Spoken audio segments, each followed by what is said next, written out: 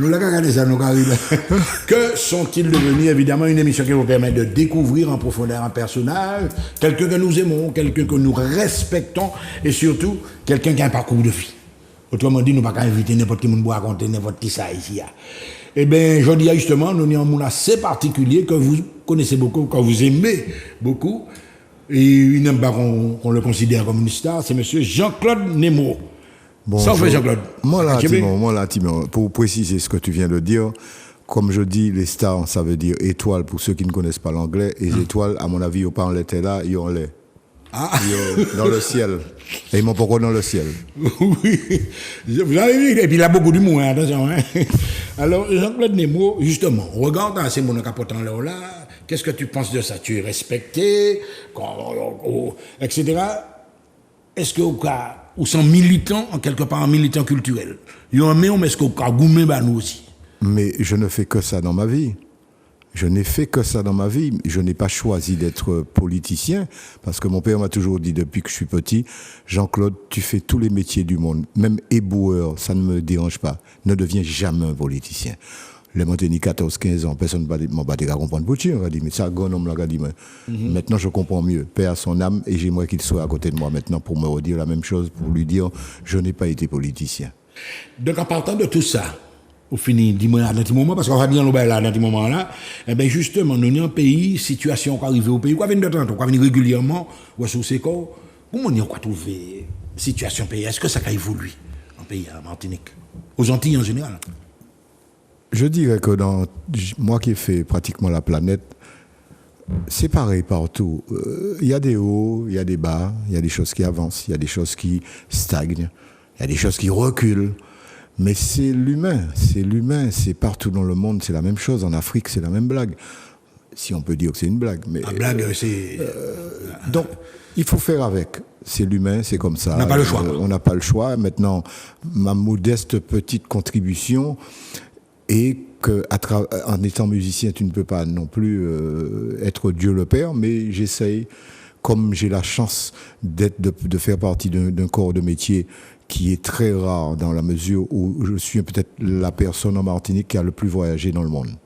Je suis presque sûr de ça d'ailleurs. Tous les continents pratiquement. Ouais. À part la Chine et l'Inde, j'ai pratiquement... Le pôle Nord.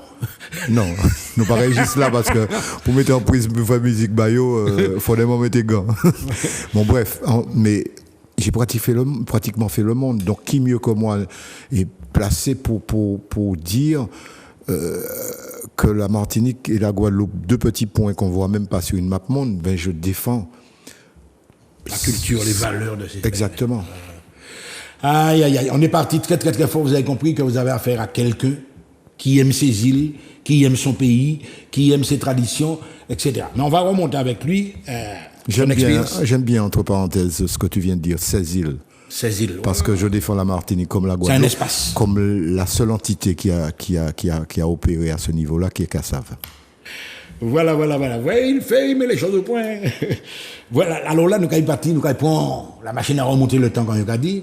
Là, on parle de la famille Némro, c'est un nom assez rare en Martinique. Très rare. Je suis peut-être le dernier, pas peut-être, le dernier. Dernier des Mohicans, ouais. Oui. Mais bon, c'est comme ça. Alors, Némro, c'est quoi? C'est d'origine africaine? Ouais. On recherche patronymique. Comme je suis quelqu'un, j'aime pas regarder dans le rétroviseur. Quand j'étais petit, depuis petit, je regarde devant, derrière. Mes sœurs seraient vivantes, elles t'auraient dit, ouais, mon père, il vient de ça, ma tante, j'ai beaucoup de mal avec ça. C'est une très grosse faute de ma part, mais si tu me demandes le grand-père de ma mère, de ceci... Ça t'a jamais intéressé de remonter l'arbre généalogique? C'est pas que ça ne m'intéresse pas. Non, l'arbre généalogique, je trouve que ça sert à quoi? Une fois que tu as dit, tu as mis l'arbre là, tu as dit mon grand-père c'était ceci, cela, c'est là, et alors, ça fera avancer quoi? Ouais, voilà. Donc, la famille Némro... Alors, par contre, mon père, j'ai été très touché. Après sa mort, j'ai été chez le beau-père de Philippe Joseph, mon ami Philippe Joseph, pianiste. Oui. Le professeur d'anglais, là, qui joue de la guitare. Qui m'a dit, ton père, c'est l'un des derniers dinosaures partis de Martinique, qui est parti quand il est mort. Ça m'a mis les larmes aux yeux. Mon père est parti, petit instituteur de Saint-Pierre. Au bout d'un moment, il a créé ce qui s'appelle l'école à la radio. il a obligé les instituteurs à Saint-Pierre à se mettre autour de lui pour que tous les jeunes aient accès à l'école à travers la radio. Ça, c'est une chose que beaucoup de gens ne savent pas. Mais parallèlement à ça, il a créé l'assaut de Saint-Pierre. Parce qu'il était avec d'autres personnes. Parce qu'il était le premier arbre qui est planté à Saint-Pierre, que tu vois là, je ne sais pas si c'est un flamboyant, je ne sais pas quoi. C'est mon père. Après, il est parti. Il est devenu, à Fort-de-France, il est devenu professeur de français. Après, il était en France dans les stagiaires. Il est revenu, il a créé le CDDP, le Centre départemental de documentation pédagogique. Oui. Après, il a créé le BUS, le Bureau universitaire de statistique. Et après, il a été président des Palmes académiques. Et d'autres choses. Donc, mon père, c'est quelqu'un pour qui c'est mon Jésus-Christ, quoi. Ouais. Profond respect, pas de la fête, ouais. Alors, justement, Jean-Claude, tu es né à Saint-Pierre, c'est ce que nous t'avons parlé l'autre jour. Comme toi. Mais ta commune d'adoption d'origine, ta commune viscérale, on va dire ça comme ça. C'est plus le Mont-Nevers, puisque quand mes parents déjà, je suis né à Saint-Pierre, mais dès l'âge de 4 ans, mes parents étaient déjà à Fort-de-France, j'habitais au bas du couvent Cluny. Sainte-Catherine, ouais. Donc je n'ai pratiquement connu personne à Saint-Pierre, à 4 ans, voilà. Et à la retraite de mes parents, comme on venait souvent en vacances au Mont-Nevers, mon père a décidé de construire au Mont-Nevers. Donc je suis devenu un Maudivernais, c'est comme ça qu'on dit, non? Oui, Maudivernais d'adoption. Donc ce qui fait que depuis petit, l'un de mes meilleurs amis, c'est Lucien Salibert, qui est l'un des patrons du pays. Mano, Lucien, la famille Salibert. Voilà. Alors justement, et la maman, on parle du papa, mais la maman?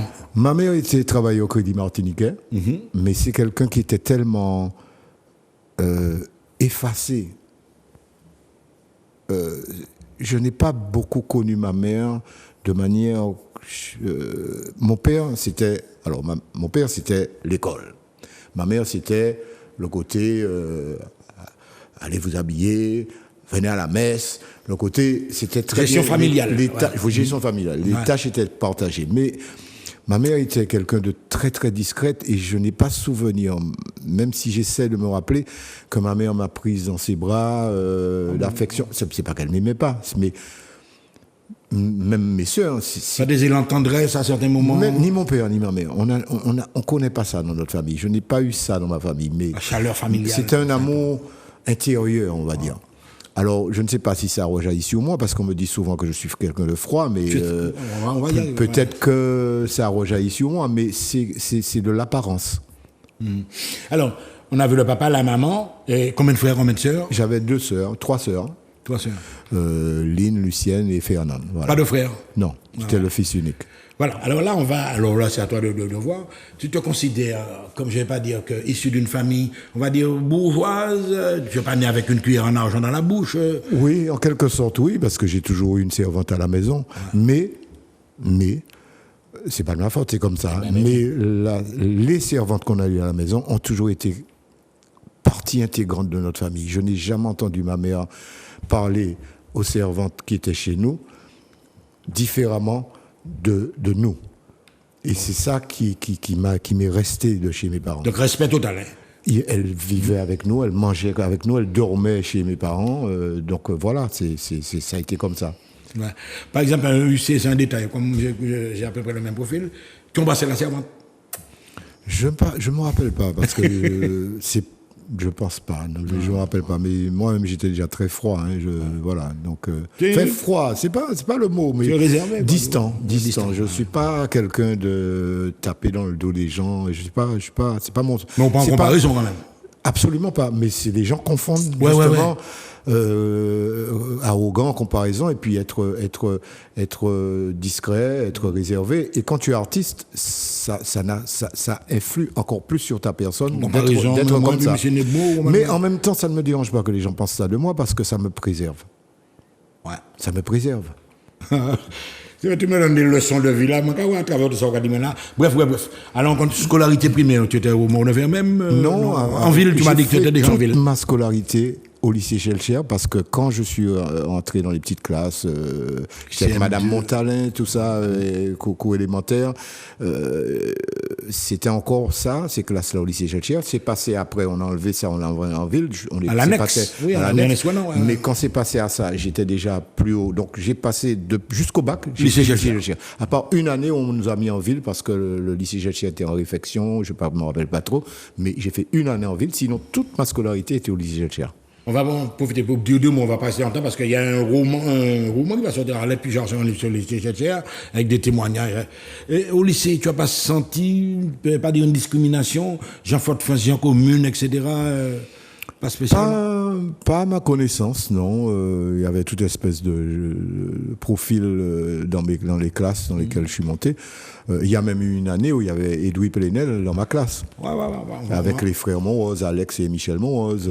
Voilà, donc non, ça s'est passé. Peut-être que j'étais trop déjà dans ma musique et que je ne voyais pas les choses. Peut-être, hein, mais si mes souvenirs remontent aux récréations, puisque c'est là que tu fais connaissance avec les autres qui ne sont pas de ta classe et tout ça, j'ai pas souvenir qu'il y ait eu des discriminations entre les gens de commune, les gens dans la ville. Alors, le lycée Schellcher, donc ils forment les gens, tu arrives au bac, tu passes ton bac, tu fais des études. Je ne passe pas mon bac, j'échoue. La famille Goumonier, on comprend ça. Alors, Jean-Claude Caïchou. Je vais te donner l'anecdote. Mon père, voyant que j'ai toujours un problème avec les maths, jusqu'à maintenant, 2 et 2 font 4, c'est le maximum où je peux aller. Arrivé à la première, comme j'avais toujours 0, 2, 4 en maths, et puis physique, chimie, je comprenais rien. Il a appelé. Madame Jacques Soir, vieux madame de Café lycéen. C'était une blanche. Une blanche, qui faisait physique, chimie. Oui, madame d'Orinal. Exactement. J'avais moins 4, moins 6. Parce qu'elle notait comme ça. Première année 17, après ça passe à 10, après 9, et puis au moins 10 qui n'y moins 2, moins 4, moins 6. J'étais parmi les derniers. Bref. Mon père, voyant ça, il a appelé M. Salibert. À l'année de la première, il a dit, M. Salibert, je crois que Lucien est pensionnaire au lycée Schellcher. Bien. Alors, tu vas l'enlever du pensionnat, il va venir l'année du bac, l'année prochaine, chez nous, il va habiter chez nous et il va faire travailler Jean-Claude. C'est ce qui s'est passé. Il me faisait travailler, mais le samedi, nous, rapport moto, mais Lucien d'aime, et puis nous, m'en fait Lucien, connaît toute boîte de nuit, puis il va déconnaître ça. Eh bien, figure-toi que Lucien m'a fait travailler le problème que j'ai eu au bac. M'en prend 0 quand même. Vrai problème là, c'est pas la fin. Quand même, parce que d'après le moment problème, m'a dit m'en fait là alors, fait 0. Mon père qui était directeur du CDDP m'a dit vous allez venir à mon bureau parce que on va régler votre histoire pour vous réchauffer au bac. Et quand je suis arrivé à son bureau, sa secrétaire m'a dit vous faites la queue comme tout le monde, pas ni affaire. C'est M.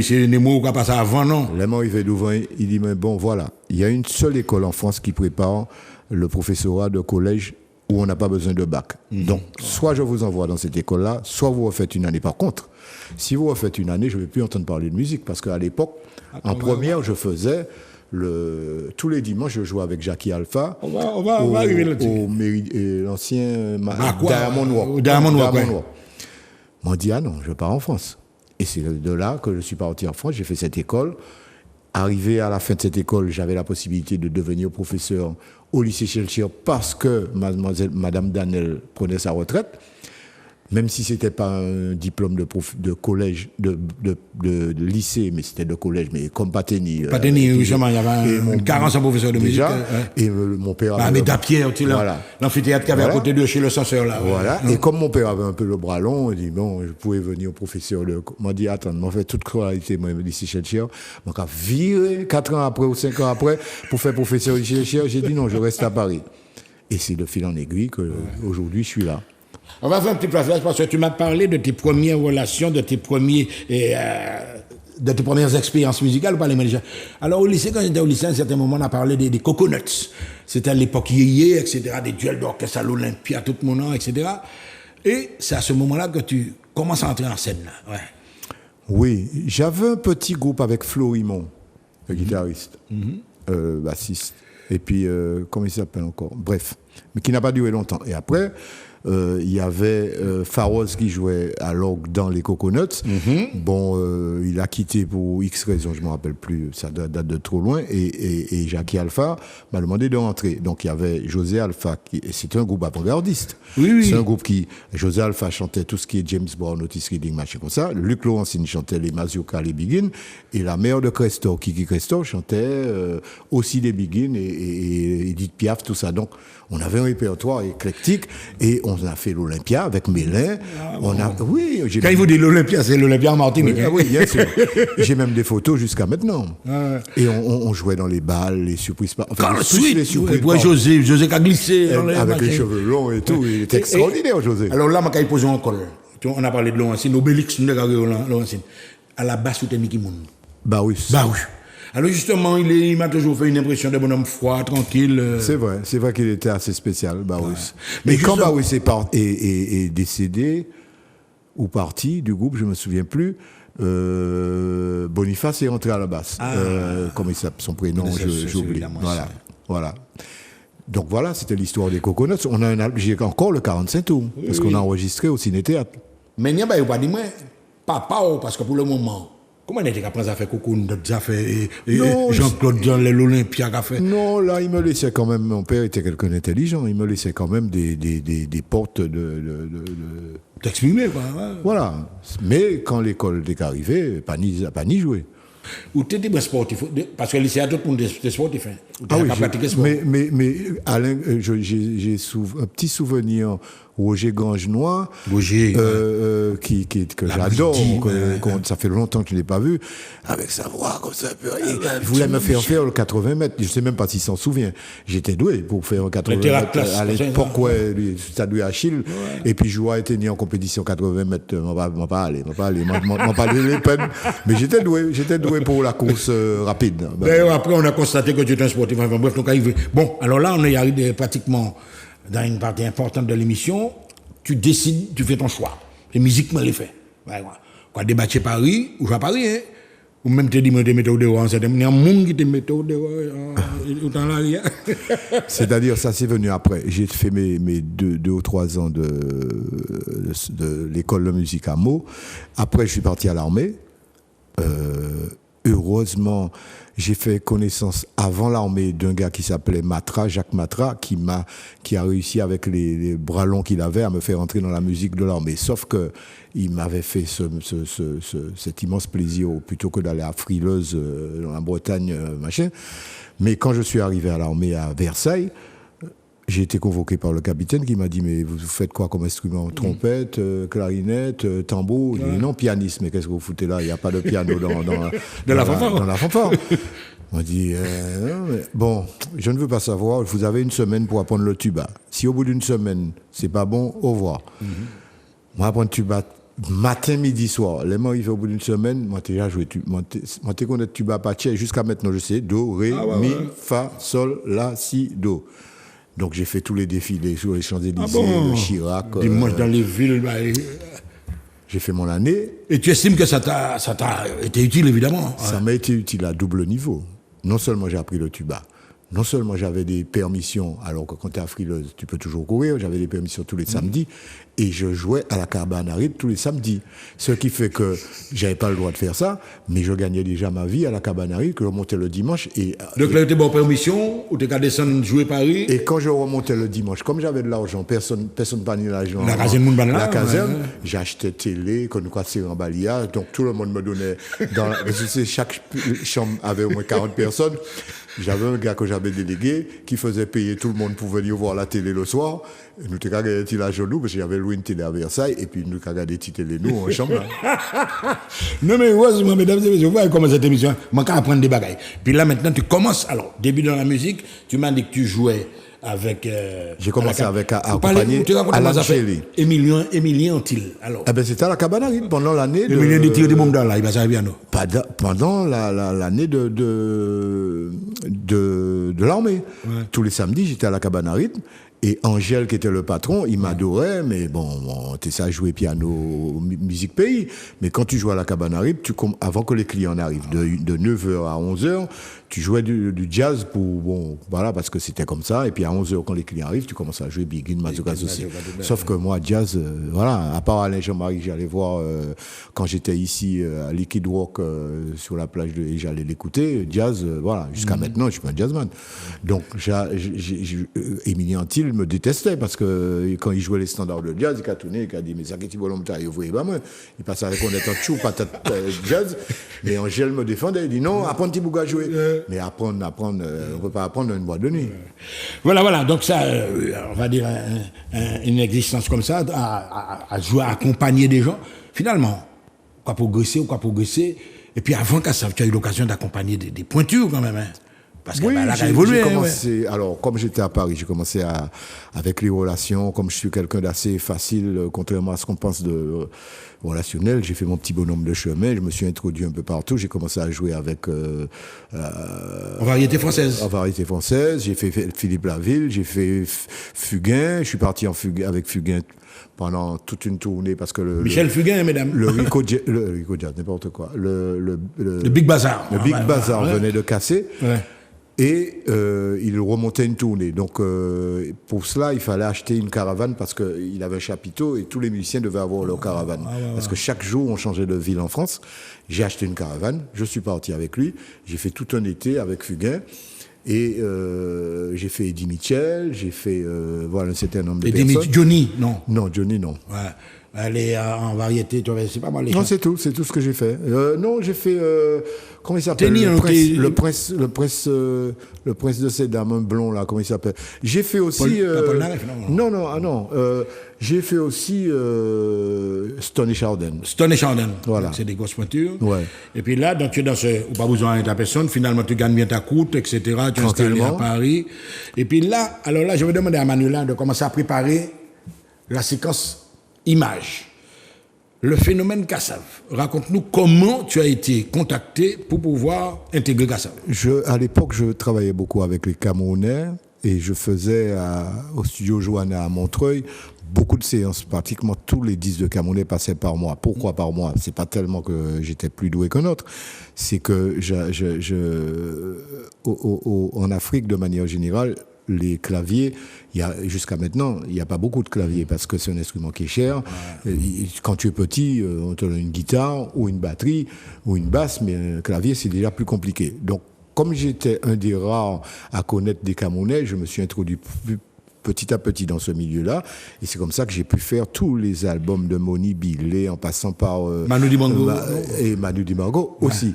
Donc j'ai travaillé beaucoup avec les Camerounais à partir de ce moment et je croisais Jacob. Ouais. Donc il entendait parler de moi, j'entendais parler de lui, il faisait des arrangements et bizarrement on travaillait dans le même studio sans se connaître à Johanna jusqu'au jour où Kassav était déjà... C'était même pas Kassav, ça s'appelait Soukweko au départ. Ça n'avait pas encore le nom de Kassav. Avec Pierre-Édouard, il a fait appel à moi pour le disque de Georges Lavie. Et quand on a fait cet album-là, entre Georges, Jacob et moi, on a senti qu'il y avait quelque chose qui se passait au niveau musique. Donc Jacob m'a demandé est-ce que je voulais bien entrer dans Kassav. Il y avait déjà un pianiste qui s'appelait Benzaïm. Je lui ai dit non, que ça ne m'intéressait pas. Il m'a dit bon, par contre, Benzaïm ne peut pas venir à la Réunion. Est-ce que tu veux bien faire ce concert? J'ai fait ce concert et de fil en aiguille, je suis resté dans Kassav. Des images de Kassav, si c'est possible, Manuela. OK. Alors là, justement, tu fait la connaissance de Colo, Vamur, etc. C'est Colo qui t'avait aussi pistonné dans cette histoire de groupe africain aussi, parce qu'il jouait. Non, lui jouait avec des gars, moi je jouais avec d'autres gars, mais on a fait connaissance comme ça, quoi. Voilà. Par exemple, là on a une. Colo était déjà dans Manu Dibango. Dans Manu Dibango. Là on a une photo là, c'est en shotcase, c'est que ça. Adoacé, Patrick Saint-Éloi. Lopa, Gibon et comment il s'appelle déjà? Enfin bref. On peut faire défiler les photos de Kassav, les diapos. Alors là, c'est un classique, on connaît celle-là un peu plus. Là, c'est des années après, là, le groupe est déjà bien formé. Alors, dans cette ambiance-là, toutes ces photos-là, on les connaît bien. Alors, on ne va pas te demander de faire un exposé sur la jeunesse de Kassav. On voit les leaders, ils sont là, Pierre-Édouard, Jacob, etc. Finalement, avec qui tu étais plus proche dans Kassav? Parce que tu as des affinités quand même, ouais. J'ai toujours été très proche de Georges. Georges Décimus, Parce ouais. que c'est un fou. Et moi, je suis encore plus fou que lui. Non, il est plus fou que moi. Et puis, ce qui nous lie beaucoup, Georges et moi, c'est la cuisine. Oui. Donc, oui. voilà, j'étais très proche. Mais ça ne veut pas dire. Voilà, par exemple. Ça ne veut pas dire que je suis proche de Pipo aussi. Ouais. Mais bon, Jacob, Jocelyne, un peu moins. Mais Georges et Pipo, on a été très proches. On profite d'ailleurs pour saluer Pipo, ok, on nous regardait, bisous. Alors, justement, tu as ces affinités-là, etc. Et puis, on parlait récemment de rôle. Parce que c'est mon accord avec ça, chaque monde a un rôle bien précis. J'ai coutume de dire que CASAF fonctionne comme un gouvernement. Un gouvernement sans président. Je m'explique. Toutes les décisions sont prises de manière collégiale. Il n'y a pas... Jocelyne a son rôle, son ministère de tout ce qui est médias, Relations publiques, et puis les textes. Voilà. Jacob, c'est l'homme du studio qui réalise les albums, qui est capable de rester 3 mois enfermé dans un studio pour réaliser les albums. C'est son rôle dès le départ. Il a un rôle fondamental, là. Ouais. Mais fondamental. On te voit en discussion avec Jacob, c'est pas Jacob. Oui, parce que j'étais fâché ce jour-là et il essayait de me calmer. Mais ça arrive vous fâcher très souvent. Mon rôle, j'adore le cinéma. Mon rôle a toujours été dans CASAV un peu le metteur en scène. Quand il y a une scène, c'est moi qui est en charge de voir avec le manager, les gars des lumières, tout ça, comment on va faire, est-ce qu'il y aura feu d'artifice, qu'est-ce qu'il y aura sur scène. De temps en temps, j'ai fait venir des groupes de carnaval au Zénith. C'est mon rôle, j'adore ça, j'adore faire ça. Et puis m'occuper des répétitions, c'est pour ça qu'ils m'ont choisi comme chef d'orchestre. Mais chef d'orchestre, pas chef en patate. C'est moi qui est en charge de dire, bon, on va répéter là, on répète avec Philippe Joseph d'abord, après on va mettre les cuves la semaine d'après, après, etc. Les sections. Ouais. Voilà, c'est un peu mon rôle. Georges, son rôle, c'est d'être un peu la mayonnaise entre tout ça, tu vois, et d'être la personne qui tempère les égos un peu surdimensionnés quand ça arrive des fois des uns et des autres. Pipo, c'est l'homme de la scène. Quand on rentre en scène, c'est le patron. C'est lui qui sait comment gérer l'ambiance du groupe. Donc Patrick, il était un peu plus réservé. À l'époque, il était un peu plus réservé et on acceptait très bien des photos, Emmanuel. qu'il soit un petit peu en retrait dans la mesure où, comme c'était l'homme des femmes, une fois qu'il est monté sur scène et qu'il a commencé à chanter, on sait que les femmes sont tous voilà. Donc, c'est une belle alchimie et c'est un beau gouvernement, sans président. Là, on a quelques éléments de CASAV. On dirait qu'il manque quelques quand même. Oui, parce que ça, c'est le Stade de France. Oui. Et le donc, Stade de France. il manque forcément Patrick qui n'est plus là. Ouais. Et Pipo, je ne sais pas, peut-être qu'il était en Martinique, je ne sais pas. Ouais. Et on a, d'ailleurs, cette photo là, est-ce que tu sais qu'on est le seul groupe qui avons nos mains, tu sais, comme à Hollywood, gravées dans le sol, au Stade de France. Il y a tous les footballeurs autour. Ouais, qui ont gagné. Non, là tu as... Exactement ça. Tous les footballeurs ont une main à chaque escalier. Thuram, etc., de 78. Et CASAV, voilà, on a notre escalier aussi. Le seul groupe au monde, en France. Oui, mais une petite remarque. Par exemple, concernant le zouk. Le zouk, bon, tout le monde sait la dimension que ça a pris. Mais reconnaître que le zouk, tu vas à la FNAC, c'est dans World Music que tu cherches le zouk. Comment tu expliques ça? Il parle de musique antillaise, Parce qu'il n'y a pas de rayon de musique antillaise à la FNAC. Peut-être. Mais ça, c'est mon explication. Aussi, hein, et puis, un rayon de la FNAC, c'est la FNAC. Non, pas des comiques, mais s'il fallait faire un rayon de musique réunionnaise, un rayon de musique martiniquaise, il n'y a pas de à ces rayons. Alors, on est dans World. Moi, ça me dérange aucunement. On est dans World. Et puis, on va acheter 10, nous. Alors, l'expérience CASAV, le zouk qui circule à travers le monde, combien de destinations, pas jamais vous avez eu finalement?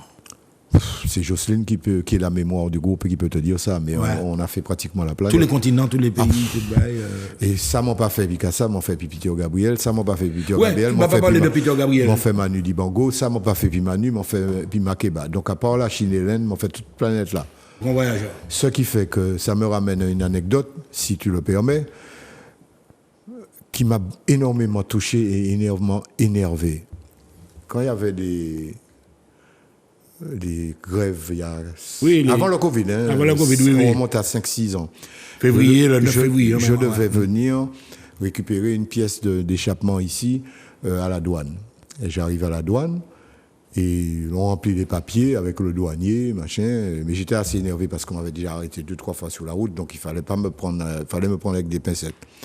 Et arrivé au moment où il fallait remplir, je suis en face du douanier, il me dit, Ducos, c'est quel code? Alors je dis, je sais pas, moi j'habite Paris. Qu'est-ce que j'avais pas dit? J'habite Paris. Aïe. Le mec me répond, t'as l'air que dit mon français. Je te jure, j'avais envie de dire un coup de maman au gars. J'ai dit, bon, Nemo, calme-toi, parce que le mec est douanier. Si c'est pour finir du cos, ça va mal se passer. Mais aujourd'hui, peut-être qu'il m'écoute. Mon télé dit comme ça. Douanier, c'est Macron qui te paye. Donc, qui c'est qui est plus français? Moi, je défends la Martinique depuis 40 ans à travers le monde. Lequel des deux est plus français? On va fermer cette parenthèse. Ouais.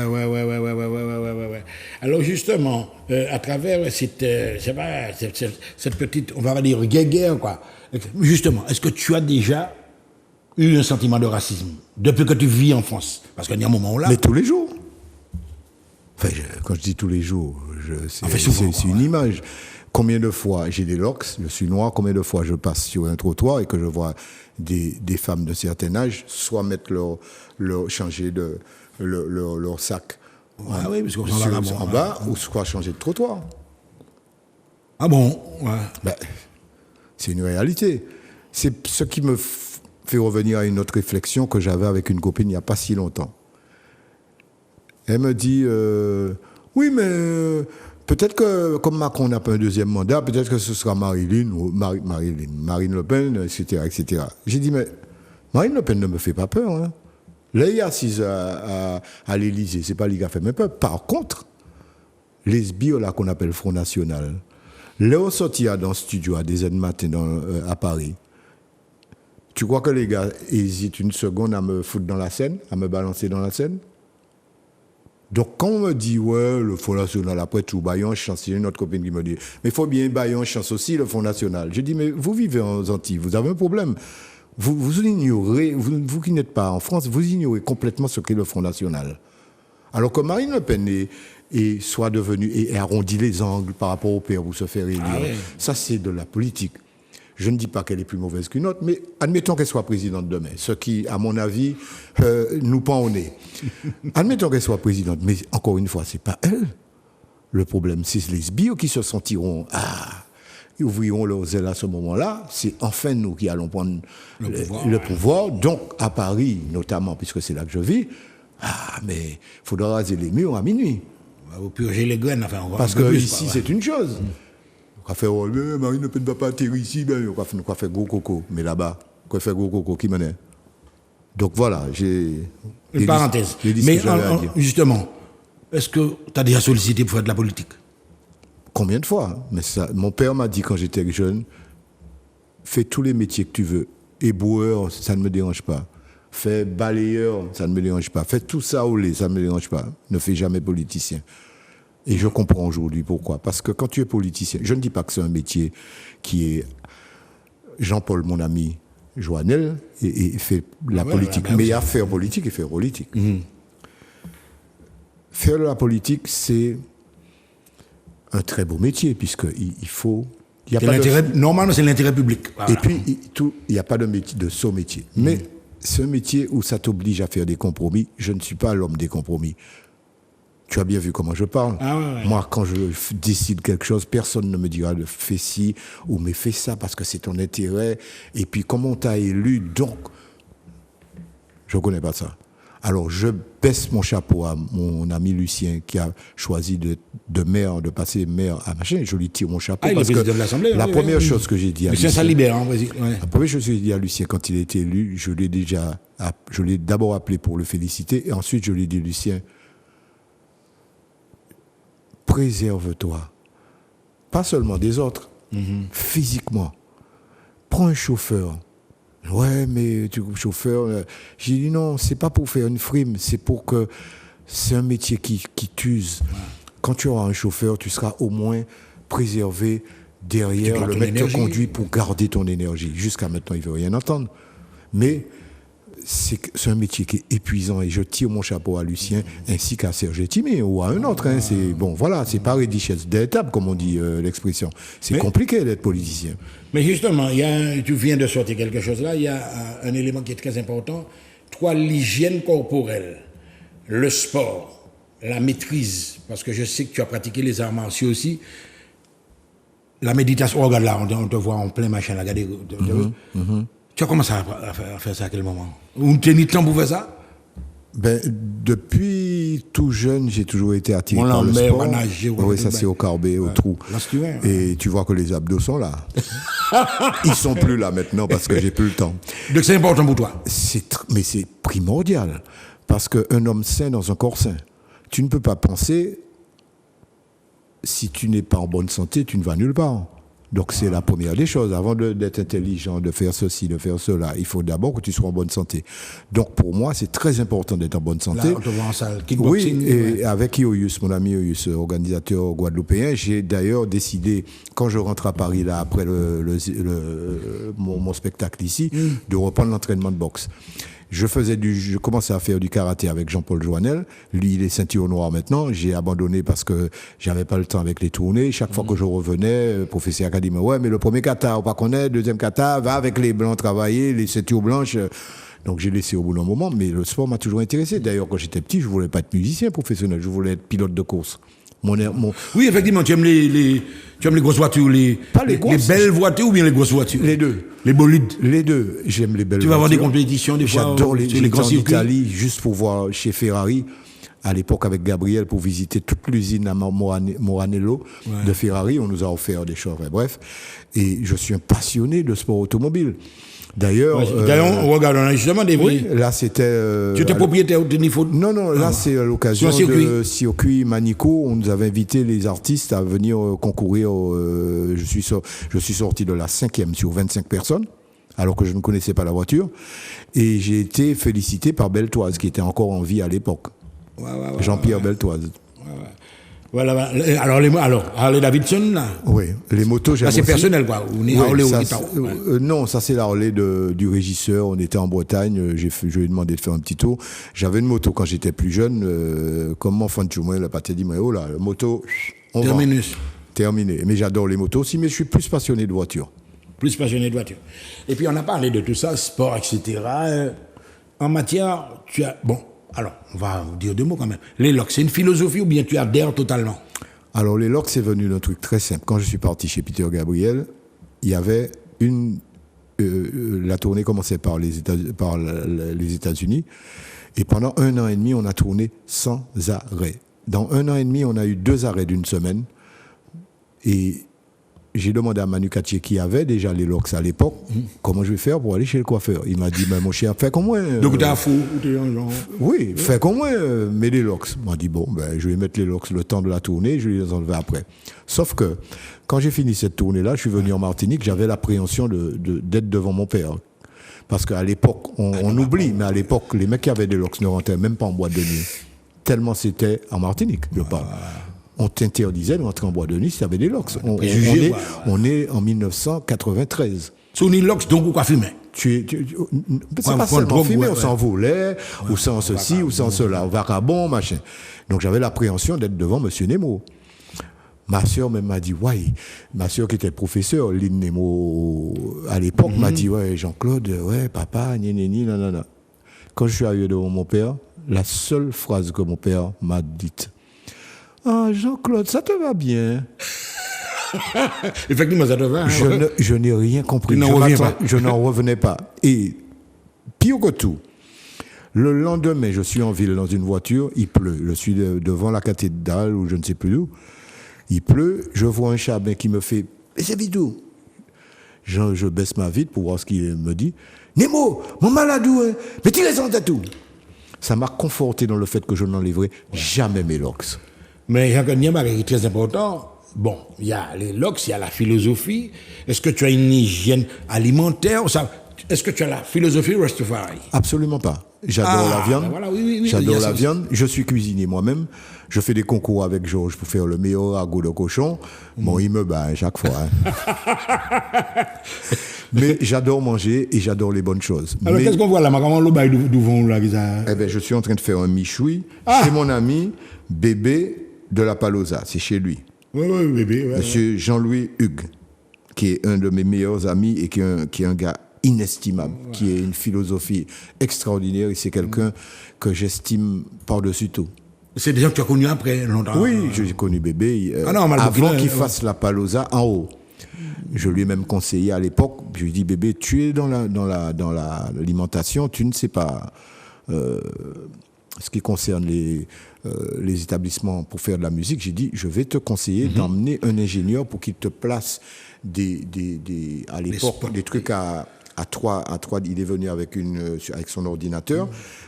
En 3D pour savoir où on place, parce que je lui ai dit, tu vas fabriquer un truc, mais quand les musiciens vont faire gang, ça sera un rôle de garde. Donc ça ne se fait pas comme ça. Il a fait venir un ingé que je connaissais à Paris. Il a construit la Palosa en haut, et après quelques années, on est restés très très amis, et il a fait la Palosa en bas que tout le monde connaît. Voilà. Alors les Hakatounais, tu sais, on est déjà... Alors là maintenant, le concert Jean-Claude Nemo, depuis qui temps où tu as pensé à Baïta là? Jacob mort, Pipo, etc. Donc tu t'es dit, et là je la remonte en l'eau, en plus. Ben, ça fait des années, par exemple... Avant le Covid. Avant le Covid, par exemple, où Manuel Césaire, chaque fois il me dit, Nemo, quand est-ce que tu viens faire la Triomphe? J'ai dit, Manuel, c'est pas possible. Je suis avec Kassav tout le temps. Je peux pas, je suis perfectionniste, je vais pas, entre deux Kassav, monter un groupe vite fait, venir faire ding, c'est pas mon truc. Le Covid m'a aidé énormément. Pardon, ça m'a fait réfléchir, ça m'a fait dire que, bon, pour une fois qu'on est sans concert, on est chez nous, est-ce que je ne pourrais pas envisager un concert? C'est de là qu'il est venu. J'ai appelé mon ami et chef d'orchestre Didier Davidas, qui est un éminent pianiste et en plus quelqu'un qui va ouvrir d'ailleurs bientôt un cabinet de psychologue. C'est quelqu'un qui me donne énormément de conseils, qui m'aide beaucoup à me calmer parce que je suis beaucoup plus jeune que lui, mesdames et messieurs, pas comprendre. Oui, moi j'ai toujours dit, en blaguant ou même sans blaguer, je m'entoure toujours de gens plus jeunes que moi de 20 ans. J'ai pas envie de m'entourer de gens qui ont mon âge, qui me disent ouais, je m'entoure de jeunes et ma fille est mon bras droit, ma mémoire, ma conscience. Donc, je m'entoure de jeunes et Didier m'a dit mais c'est le moment où jamais on va monter une équipe et on va faire. Donc, pendant toute cette année 2020, on a pensé le concert. 2021, on a commencé à travailler sur les titres et 2022, on a commencé à vraiment penser concrètement à faire un concert et ce sera le premier à la Triomphe. Bientôt là. Alors on disait justement, parce que dans le répertoire de Kassav, on voit les compositions de Jean-Philippe, les compositions de Jocelyne Bérois, les compositions de Jacob, mais tu as signé combien de titres à peu près dans le répertoire de Kassav? Très peu. Je suis celui qui a fait le moins de titres et le moins d'albums. Quand Jean-Philippe en a au moins 7, 8, Jocelyne pareil, j'en ai 3, 4. Ouais. Pourquoi? C'est que, comme je suis pianiste, entré dans le groupe en tant que pianiste, chaque fois qu'il y avait un album, entre les albums de Kassav, on avait décidé de faire un album Kassav tous les 3, 4 ans, mais entre les albums de Kassav, il fallait faire les albums solo. Ça a été d'abord Patrick, après Jean-Philippe, après Jocelyne, après Jacob. J'avais du mal à me placer entre. Le pianiste, on fera le tien après. Donc, ce qui explique que le premier... Il y avait des priorités. Il y avait des priorités parce que les chanteurs passent avant, puisque c'est eux qui sont devant la scène. Donc, c'est normal qu'on mette la priorité sur ceux qui chantent. Moi, le pianiste, je suis venu bien après. Donc, ce qui explique que j'ai moins d'albums. Mais par contre, je faisais quand même des morceaux pour d'autres, que ce soit pour Altamar, pour Edith Lefel ou autre. Alors, justement, on en parlait avant. Tu m'as dit, Michel, bon, ma caïf en concert là... Mais je jouais quand même. Là, on va voir, Jean-Claude Nemo, le chanteur qui chante ces morceaux. Évidemment, on en clavier ou comme ça. Mais d'ailleurs, tu vas faire Didier Venir, certainement, je suppose. Exactement, c'est mon chef d'orchestre d'ailleurs. Ou Kenny, 20 morceaux à chanter avec ça. Au moins. Le problème, c'est que... Expliquez-moi, parce que tu n'étais pas habitué à un rythme comme ça. Alors, c'est pour ça que je disais il n'y a pas longtemps dans une interview, peut-être que c'est même à l'abordage où j'ai dit ça, je ne sais pas. J'ai beaucoup d'appréhension pour ce concert. Pourquoi? Alors, j'ai une copine qui me dit, mais Nemo, on va comprendre nous. Ou fait Stade de France, ou fait ça concert, ou fait un concert, machin, tenir 300 000 personnes sur l'esplanade de, même pas à l'esplanade de, bref. Ouais. Enfin, on fait tout concert dans le monde. On y a la la flemme. On fait l'atrium à 800 monde. J'ai dit, mais tu n'as rien compris à ce métier alors, si tu dis ça. Parce que d'abord, il faut savoir une chose, les gens ne savent peut-être pas ça. Plus tu joues devant un nombre impressionnant de gens, et plus c'est facile. Parce que la foule, c'est quelque chose d'imbécile. S'il y a 300 000 personnes... C'est pas péjoratif quand il dit la foule, c'est quelque chose d'imbécile, c'est le réflexe. Voilà. De 3000 personnes, c'est pas le même réflexe de 800 personnes. Exactement. Quand 2 ou 3 personnes commencent à crier, qu'il y a 100 000 personnes commencent à crier, ils ne savent même pas pourquoi ils crient. Donc tu es bien. Jean-Philippe a compris ça vite. Hein. Très vite. Et il est spécialiste de ça. C'est un spécialiste. Plus tu réduis la foule, plus ça devient compliqué. Jouer devant 10 personnes dans un petit cercle privé, mais c'est extrêmement compliqué parce que les émotions sont décuplées parce que les personnes sont à côté de toi. Donc, tout ce que tu fais, le moindre truc que tu fais est compliqué. Ce qui veut dire que pour moi, l'atrium, déjà, je commence par chez moi. Je voulais commencer par d'autres endroits pour rôder le spectacle. Bon, ça s'est fait comme ça, je commence chez moi. Mais en plus, c'est la première fois, comme tu dis, que je chante. Je chante pendant 2 heures. Ce n'est pas de mon habitude. Et non seulement ma voix est fatiguée parce que je fais plein d'interviews en ce moment, mais j'ai des textes à apprendre. Ta mémoire aussi. Ma mémoire me fait défaut. Avec l'âge. Mais Jean-Claude nous a parlé de ça, moi, nous prends un prompteur pour en bas. Je refuse, et ma fille m'a dit la première, mais papa, je ne peux pas comprendre comment il y a des chanteurs qui montent avec un iPad sur scène. J'ai dit, écoute bien ce que je vais te dire là. Si ton papa ne connaît pas un texte ou a du mal à l'intégrer, ce morceau-là, je l'enlèverai du répertoire, même si c'est le plus gros tube. Mais il est hors de question que je monte avec un iPad. Donc, jusqu'au 10 février, je suis en train, la preuve que non, je suis ici, de trouver un petit moment que je n'ai pas encore trouvé. J'ai dit, je viens en Martinique 15 jours pour travailler ma voix, mes textes, mon piano, etc., mes solos. Je n'ai pas encore fait 5 minutes. J'ai dit, ça, et puis prendre un bain de mer. Je n'ai pas encore pris un bain de mer. Ouais. Donc, on va voir effectivement là où tu as insisté en l'air. Alors, on m'a dit, mais c'est pas possible. Mais tu as quand même 20, si tu fais 20 titres, hein, en gros, 20 textes. On m'a dit, et puis nous, c'est du grand monde, hein, c'est pas. Alors, ça t'a pas fait au paix au départ. Jusqu'à maintenant.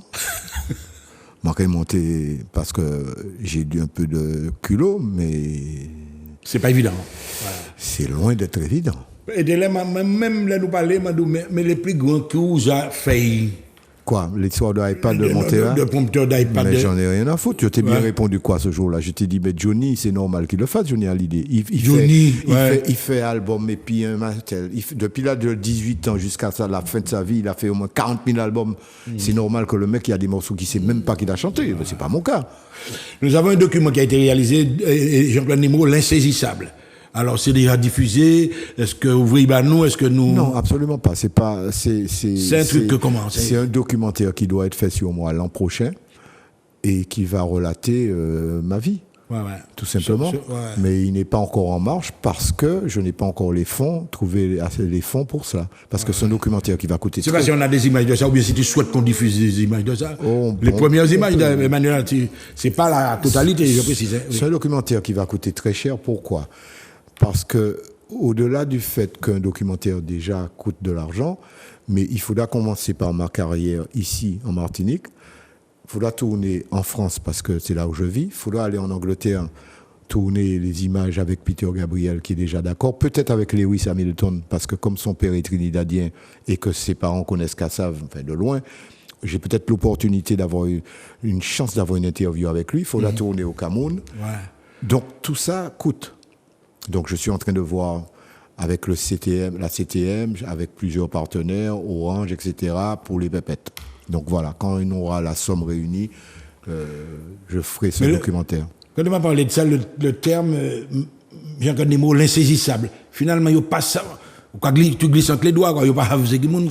Tu es un personnage qu'on ne peut pas cerner facilement. C'est ce que les gens disent. Donc le titre est venu de lui-même, c'est pas moi qui l'ai choisi, mais c'est ce que a cru les réalisateurs qui vont se pencher sur le documentaire ont trouvé que ce titre m'allait bien. Encore peut-être 2 petites images parce que l'émission va finalement, on est dans la dernière phase du moment. Alors, tu as des jeunes autour de toi, des gens comme Didier Davidas.